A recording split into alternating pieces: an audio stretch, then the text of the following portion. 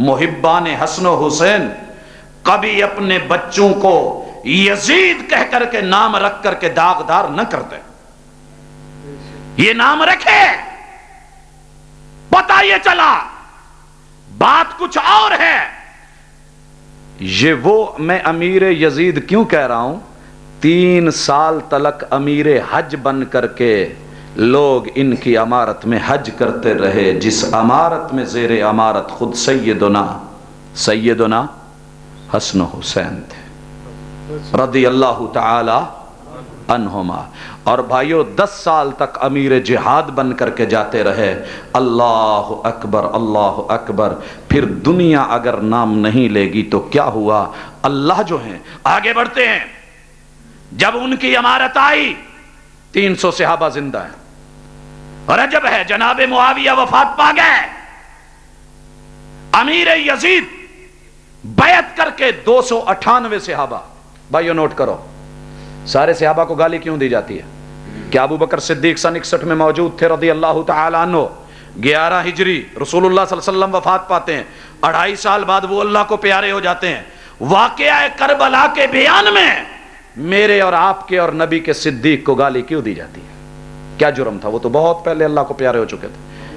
وجہ صرف یہ تھی کہ 298 صحابہ کرام مل کر کے اس بات پر متفق ہوتے ہیں کہ یہ یزید جو ہے، یزید کو تو ہم نے گالی بنا دیا نا، وگرنہ 298 صحابہ کا ہاتھ یزید کے ہاتھ پر تھا. بیعت ہوئی. بھائیو رہا مقابلہ تو ایک بات کہہ دوں، اہل حدیث کا موقف یہ ہے کہ کائنات کے کروڑوں اربوں خربوں یزید مل جائیں، وہ سیدنا حسین کے قدموں کی خاک کے برابر نہیں ہو سکتے. کیوں؟ وہ صحابی ہیں، یہ صحابی نہیں ہے. ایک ہی مقابلہ ہے ہی نہیں. رسول اللہ صلی اللہ علیہ وسلم کا نواسا ہونا الگ اور سیدہ فاطمہ کا گوشہ جگر ہونا الگ، سیدنا علی کا بیٹا ہونا الگ، آل بیت ہونا ایک الگ مقام، جنتی نوجوانوں کے سردار ہونا ایک الگ مرتبہ. صرف ایک شرف صحابیت جو ہے، اس کا مقابلہ کائنات کے کروڑوں یزید مل جائیں نہیں کر سکتے. لیکن حسین کے نانا نے کہا تھا تمہارے اوپر اگر کسی کو مسلط کر بھی دیا جائے، عبد حبشی، وہ غلام ہو حبشی ہو، اس کا سر منقے کی طرح ہو، تو تب بھی سمع و طاعت، اس کی بات کو اس لیے نہیں چھوڑنا کہ وہ حبشی ہے، اپنے علاقے کا نہیں، وہ اور ہے، اس کا خاندان اور ہے، وہ غلام ہے، بلکہ اس لیے مانا جائے گا کہ اب قوم اس کو اپنا امیر مان چکی ہے. سمع و طاعت، اس کی بات سنی جائے گی، مانی جائے گی. بھائیو محمد رسول اللہ صلی اللہ علیہ وسلم کے صحابہ نے جنہوں نے سنا تھا 298 صحابہ بیعت ہو گئے. یہ آج پھر جو انڈر گراؤنڈ چلے گئے تھے، انڈر ورلڈ کے لوگ، انڈر ورلڈ، پوری ذمہ داری سے کہہ رہا ہوں، شروع ہو رہی ہے کوفے سے.